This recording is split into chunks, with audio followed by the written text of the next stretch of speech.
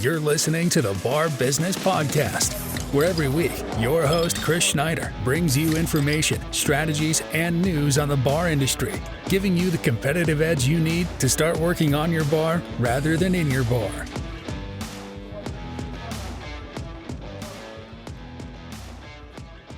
Starting this week, we're going to go through a 3-episode series on menus that sell.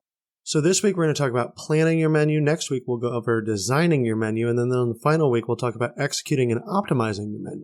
All this is based around how we can develop menus for your bar that are really going to help drive sales, increase your profits, and give you something that is not just a way for your guests to determine what to order, but is a fantastic sales tool for your staff to be able to present your offerings to your guests. It's really important as we look at menu development, menu design, that we remember that for bars, the right menus presented in the right way is really what's going to drive your sales. So often in bars, people come in, they sit at the rail, and they just order something, and they're going to order the same thing they order at every bar they ever go to. That's fine. And frankly, a lot of your customers will always be that way. But we do have the opportunity to be able to push guests in certain directions, whether it's with our food, with our cocktails, with our beer, wine, whatever it is that we're selling. We have an opportunity to push guests in certain directions that allow us to steer them towards the items that are going to be the best for our business and for our bottom line. So as I mentioned this week, we're going to talk about how to plan your menu. It's really important to plan your menu and determine what menus you need for your bar, what options you're going to give your guests, what you're going to sell, and what you're going to price at before you even worry about designing your menu.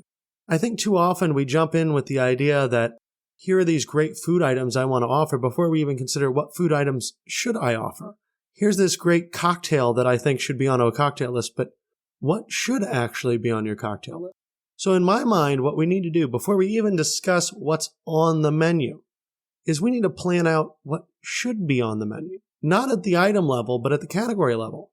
And really what that looks like and how we can drive our sales by creating a framework for our menu that is going to provide our guests the best possible experience. Another reason to plan the menu before you actually get started worrying about the items on the menu, what it looks like, anything like that, is that if you start with the menu design, you're going to feel pressure to either fill the page, come up with enough items that you fill out that design, or that design is going to restrict you in that if there's only place for 4 or 5 appetizers, you may only have 4 or 5 appetizers where maybe you need 10. So it's absolutely important that we start with planning the menu.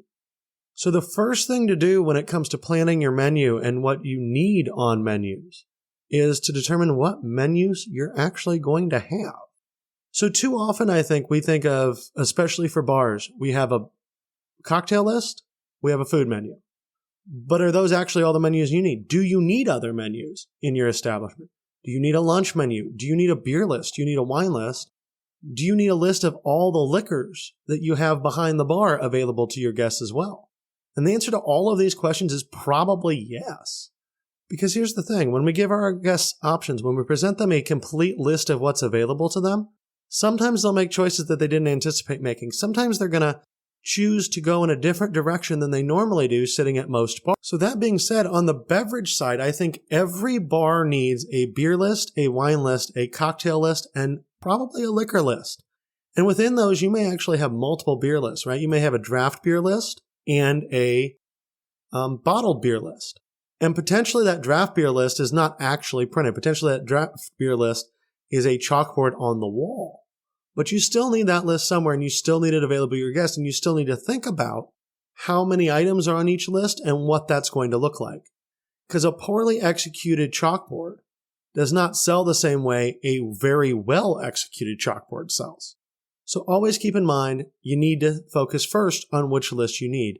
And for beverages, again, I think you need a beer, wine, cocktail, and liquor list always available for your guests.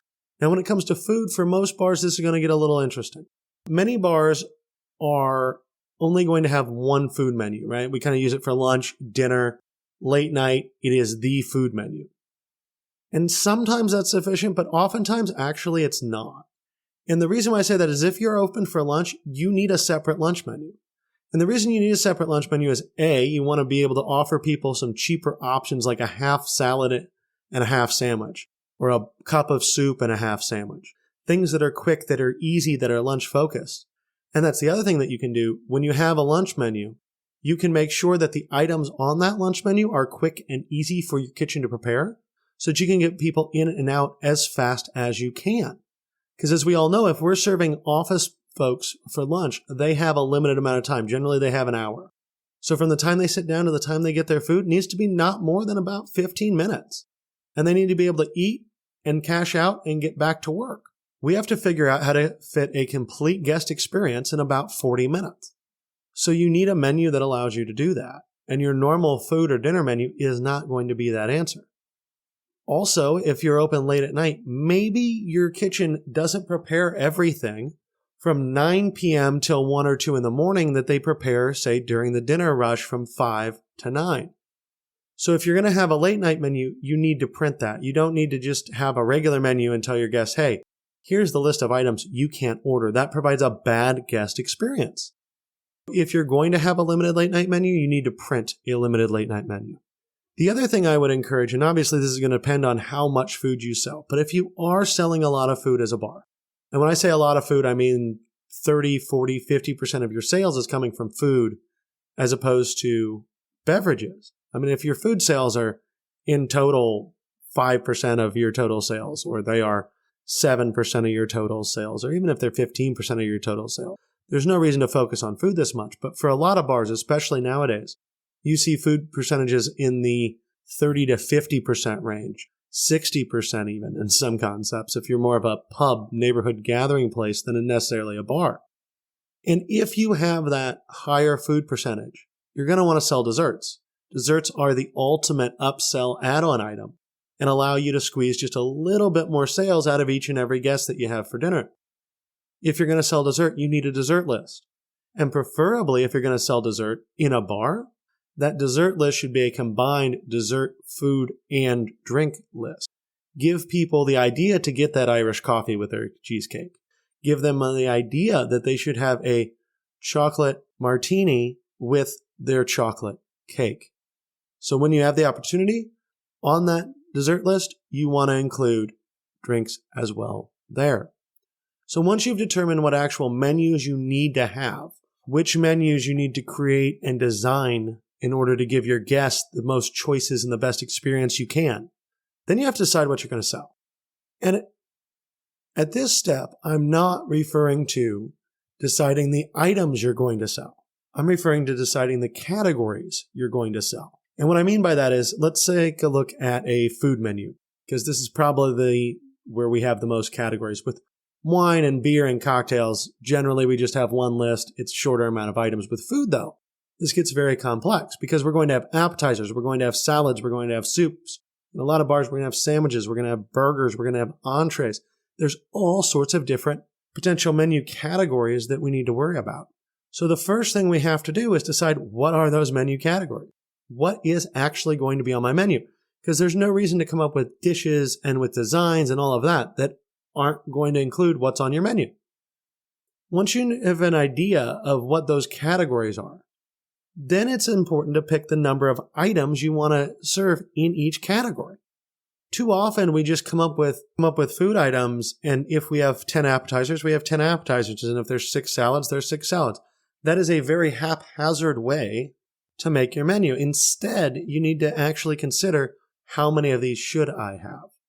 And in general, when I'm talking with most clients, and it depends upon what your establishment is, food cost percentage compared to your total sales and a number of other factors, most bars don't need a food menu that exceeds 30 items, 40 items. I really consider that the top. I think if you get upwards to 50 or 50 plus, that's too much to reasonably make for most bars out of their kitchen. And it's going to increase your kitchen labor. It's really not helpful at that point. So to me, 30 to 40 items tends to be that sweet spot with food.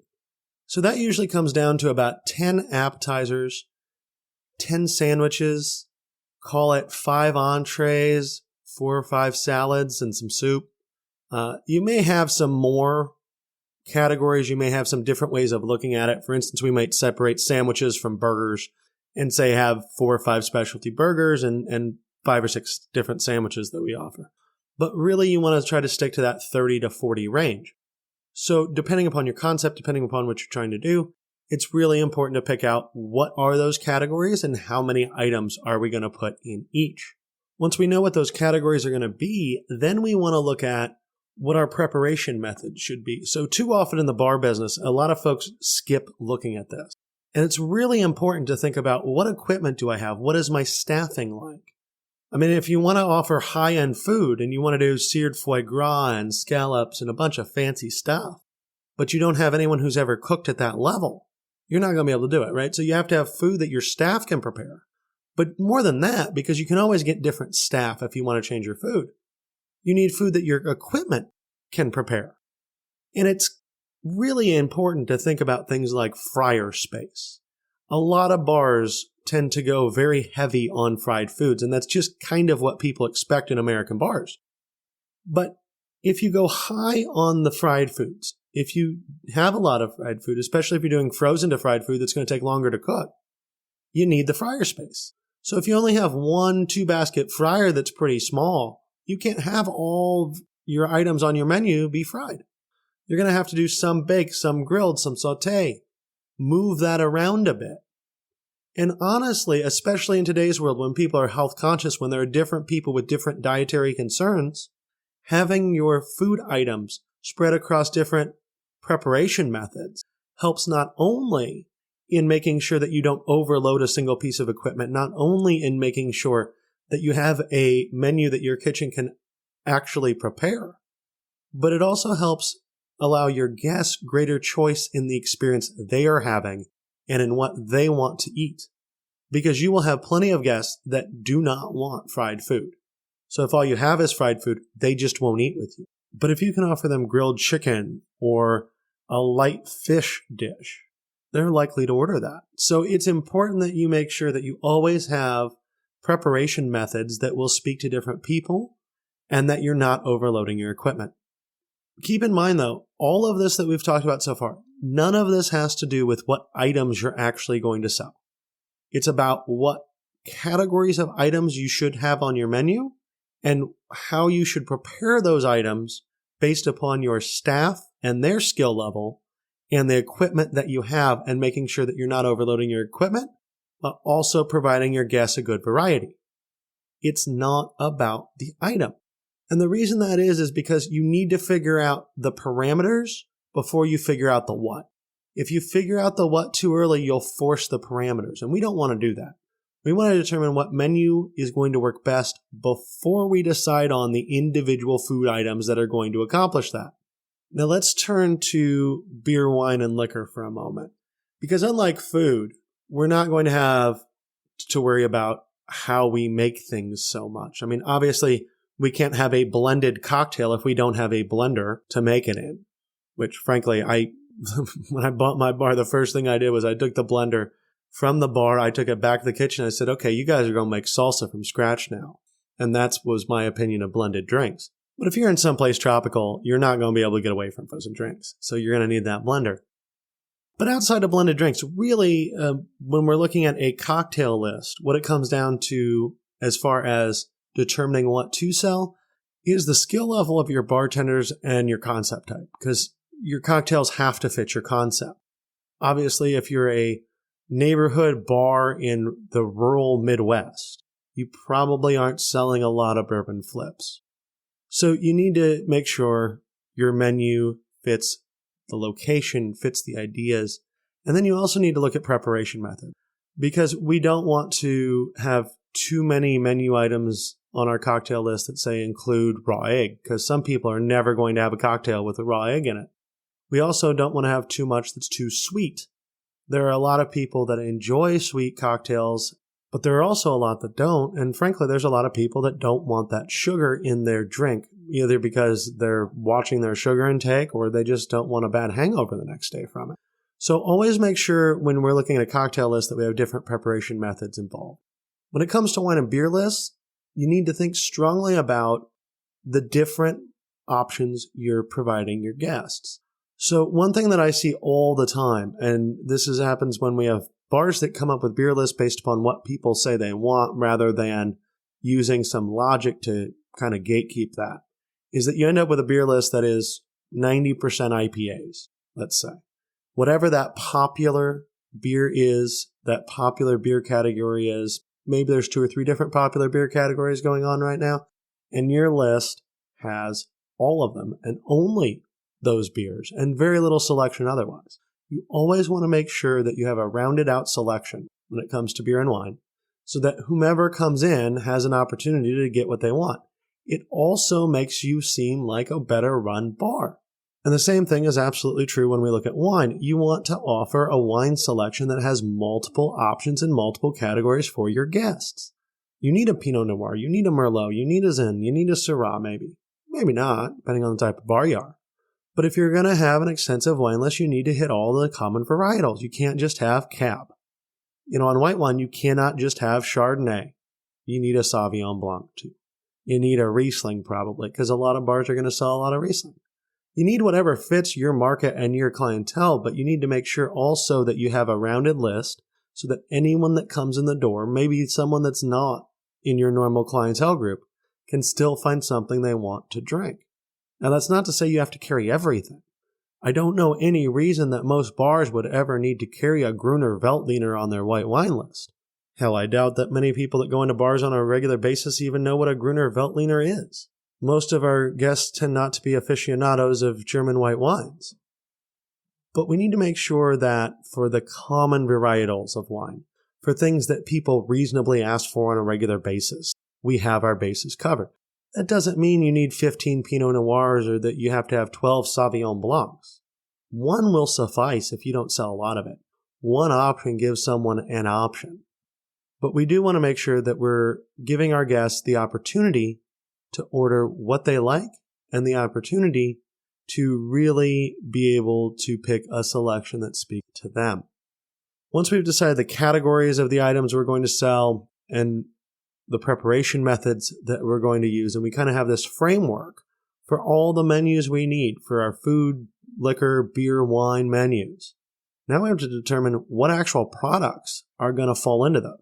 And this to me is the actual fun part. And this is also the best part to start involving your staff and to really start bringing them in and making them feel heard. Because even if you don't use every suggestion your staff has, and you won't, even if you only pick things that were your ideas, involving your team helps build camaraderie, and it also gives you ideas you wouldn't otherwise have. I don't know of anyone in this business that is smart enough to write a perfect menu themselves without asking anyone else for advice. You need to involve your team. They're the ones that interact with the guests the most, especially in the front of house. They're the ones that know your equipment in the back of house and what they can reasonably do. They are the ones that can help you determine, have you tried to be too aggressive, not aggressive enough? Does the food you have work for your guests, for your equipment? And your bartenders can help you understand, do the cocktails work for them? Because the last thing you want to do is hamstring a bartender with a bunch of mojitos and muddled drinks that they can't get out of that bar for crap, and slows everything down to the point that it destroys your guest experience across the board. So involve your staff as you determine what items you need to sell. And the first step, and this is where we involve the staff, is brainstorming. Literally sit down and say, okay, what is every appetizer I think would be cool on our menu? What is every entree I think would be cool on our menu? What is every cocktail I think would be cool on our menu? This is just a way to get a list of ideas down. And frankly, I recommend doing your brainstorming not all at once, but do multiple brainstorming sessions. You want to actually spend some time thinking about this, spend some time away from it, come back together.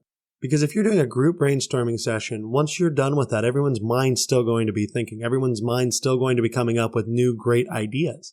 And you want to give people some time to process those ideas and to really develop their thinking in between brainstorming sessions in order to make sure you can get the best ideas and the most ideas written down on paper.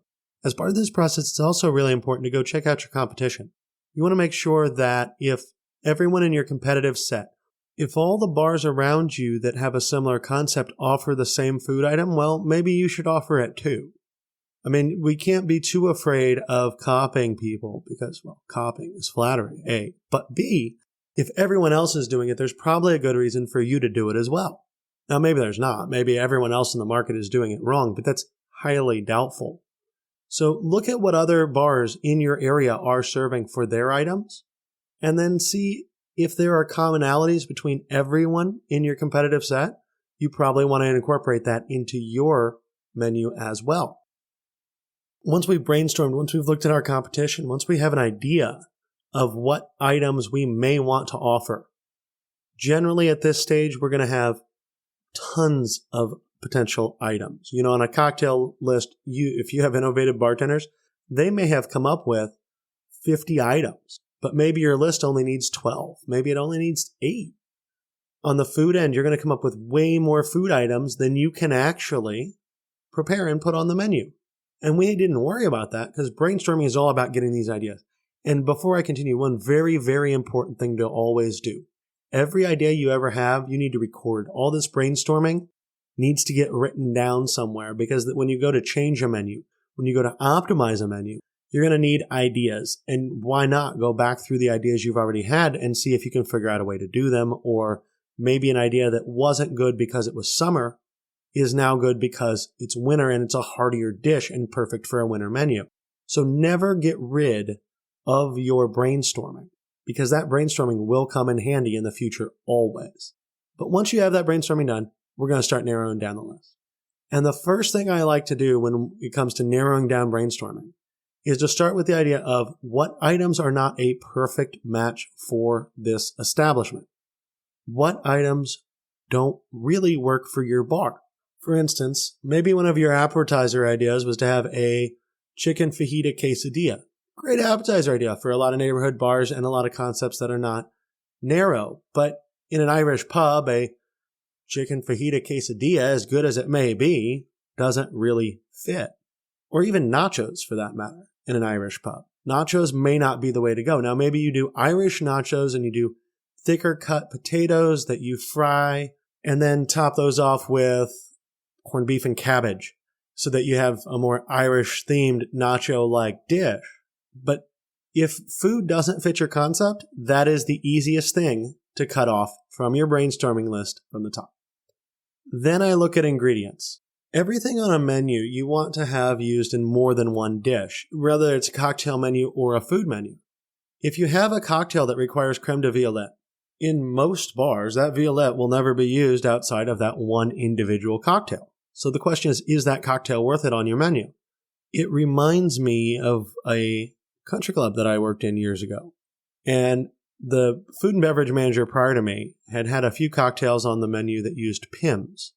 And in actuality, it was one. He had one cocktail on a December holiday menu that used Pimm's, and he had decided to buy an entire case of Pimm's. Well, I think when I took over, no one was purchasing Pimm's, and we still had 11 bottles in the back. That's just inventory sitting on the shelf that, frankly, as far as I was concerned, was dead inventory. I ended up coming up with a few Pimm's-based cocktails just to move through it.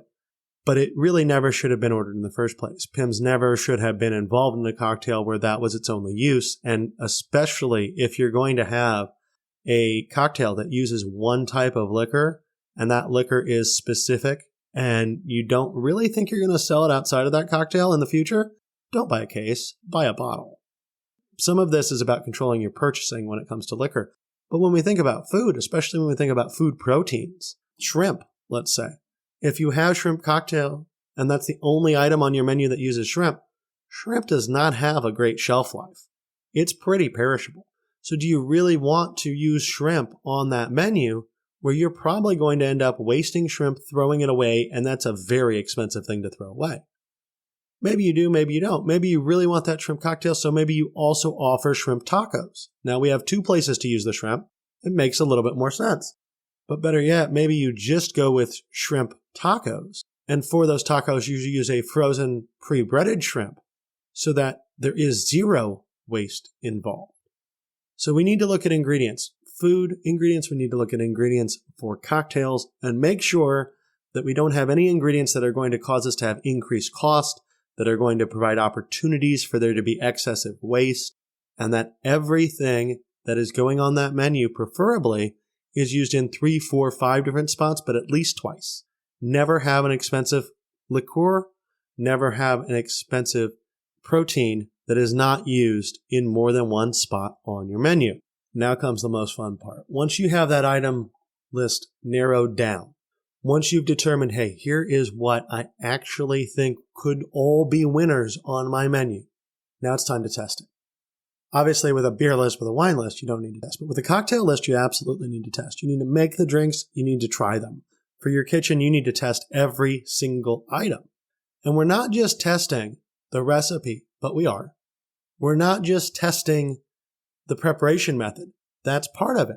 We're also testing how easy it is for our staff to make. How reasonable is it for them to be able to produce this time after time after time, especially if they're in a rush, especially if they are otherwise in the weeds. Is this something they can pull off? And if it's not, you don't want it on your menu. Don't play to stretch everything to its limits. Play to your strengths. So when you're testing, yes, we worry about presentation. Yes, we want to worry about getting that recipe absolutely perfect. Yes, we want to look at every single part of how that's made. But we also want to look at, is it reasonable to make this while we're in a rush? Is it reasonable to make this while we're in the weeds? And so what that testing is going to do, A, it's going to give you some good time eating and drinking. But B, it is going to allow you and your staff to make sure that everything that's going on that menu is going to be awesome. So during the testing process, you are going to cut down that list even more. But generally speaking, once we get past that testing process, there are still too many items for each category than we should reasonably be putting on our menu. And this is when you have to absolutely stop yourself from just saying, well, I'm going to put it all on there. This is all great. Don't do that. Go back to what you determined to be the optimal number of items in each item category in your menu, whether that's your cocktail menu or your food menu. And you're only going to have that number of items, period. So if you have more than that have made it to this stage, what you're going to need to do is cut that list down again. And the best way to do this is to actually just bring your team in, bring a group of your team in, doesn't matter, for the cocktails, for the food, whomever makes sense to involve, and essentially allow them to vote on it. Because there's nothing that you have at this point that shouldn't be able to be great on your menu. Allowing your staff to vote on what items actually from your short list make it onto your menu gives them more buy-in. It gives them more passion about what they're selling. It makes it easier for them to sell those items because they're the things that they like the most. So this is really a time to involve your team and to build a stronger team by allowing your team to make some of the final decisions on what actually makes it onto the menu from the short list that you've developed. But also at this stage, we want to refine down to the exact items we want, but we also want to keep a short list of alternates that are ranked. Because our next step is going to be pricing, and if we run into issues in the costing and pricing of an item, we may have to still throw that item out and pick a different item. And when it comes to pricing, the biggest thing we always have to remember is cost matters. Percentages matter. Now, some items are going to be a higher cost percentage. Some items are going to be a lower cost percentage. So we also need to keep in mind what we predict our sales of different items may be. And to some extent, it's very, very difficult to guess this out of the gate until you have some of these items on a menu and you can really talk about optimizing what you're offering. And that's what we're going to dive into in the third week of this 3-part series. But for now, let's just say we have to make sure that our cost of each item is around or does not exceed our optimal cost percentages.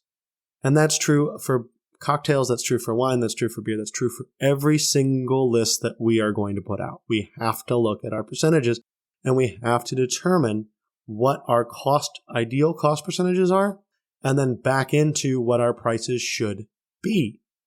Now, something that you absolutely have to consider and something that a lot of people don't actually go through the full steps of doing is that when we're talking cocktails, when we're talking food, we absolutely have to make sure that we are including every single little ingredient that goes into that dish, that goes into that cocktail when we go to cost it.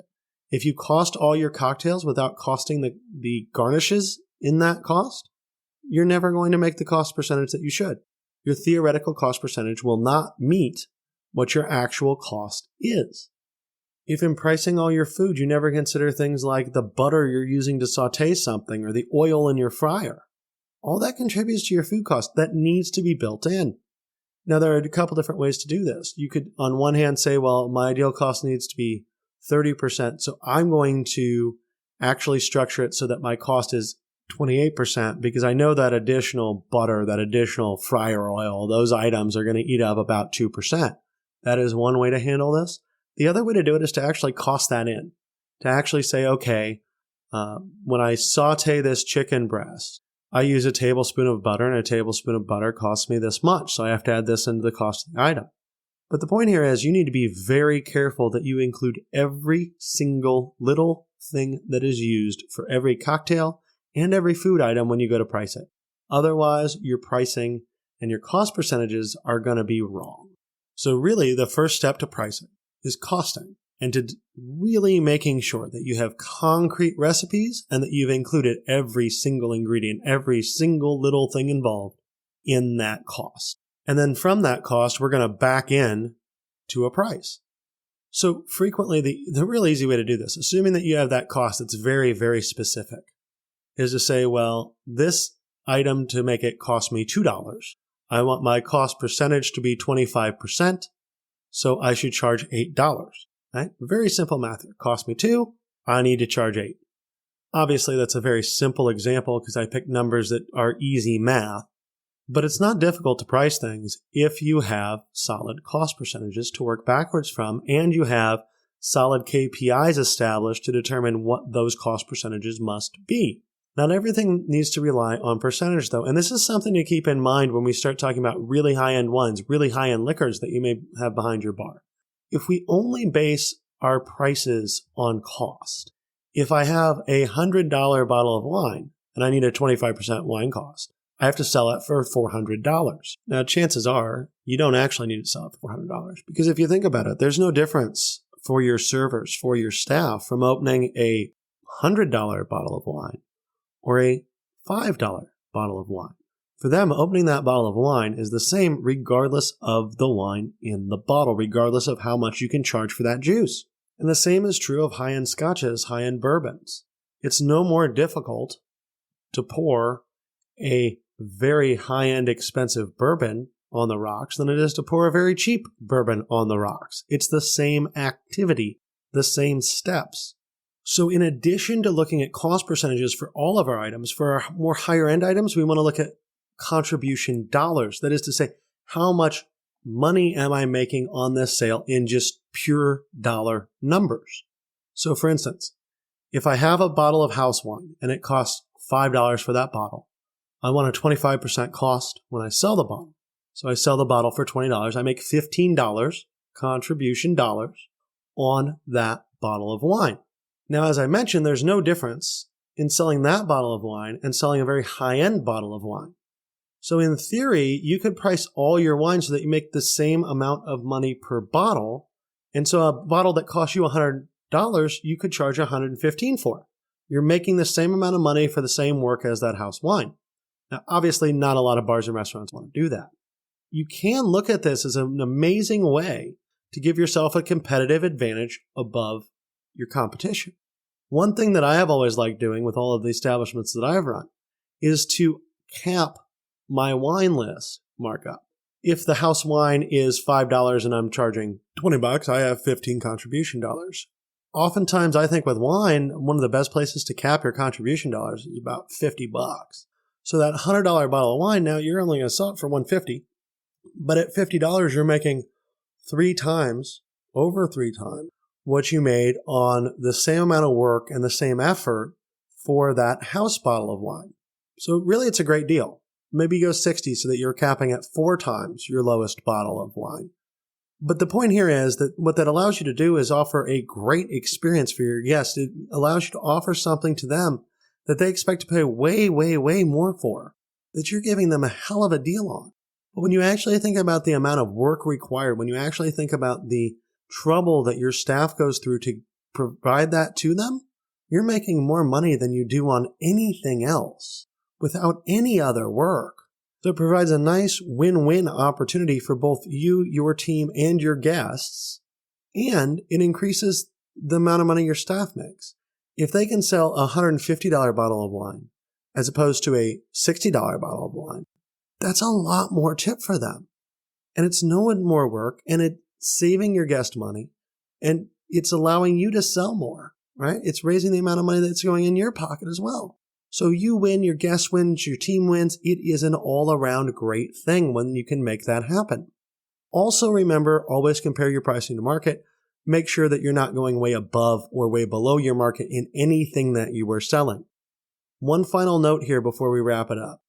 When it comes to your pricing, always consider tax. Often in the bar business, we are including tax in the price of our items. So let's say you're selling a domestic beer that costs you $1 a bottle, and you want a 20% cost on your bottled domestic beer, so you're going to charge $5 for that bottle. Perfect. There's your 20% cost. It's a bottled beer. You're never going to really have an issue there, except for one thing. If your tax is 8%, where does that 8% come from? So you charge that $5 and now you've lost 8% off the top. So your 20% is really 28%, period. So what you really have to do is charge $5.25 for that beer in order to maintain the same percentage. So never forget about tax. You need to add tax in if you are going to include that in your cost when you do all of this. So first determine your ideal cost based upon your percentage, and then add that tax factor back in, because if you don't charge those taxes, you're going to be paying them out of pocket, and it's going to drastically hurt what you're looking at in terms of your beer, wine, liquor, or food cost percentage, depending upon where that is that you've decided to include the tax.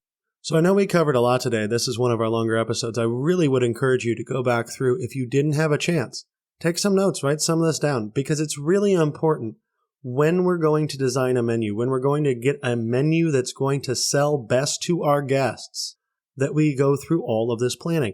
This planning really does lay the groundwork needed to be able to make money. If you really think about it, if you don't charge the right amount, you can't make the right amount. And then none of the rest of anything that we talk about matters. The most important thing you do as a bar owner is determine the prices you're going to sell things for, because that determines your revenue. And if that part of the equation is not properly set up, nothing else matters. So really take some time, think about how you plan out your food items, your cocktail items, and even your beer, liquor, and wine, and how you present that to your guests. Because that is going to be one of the main determining factors in what you do and in what you are able to achieve with your bar.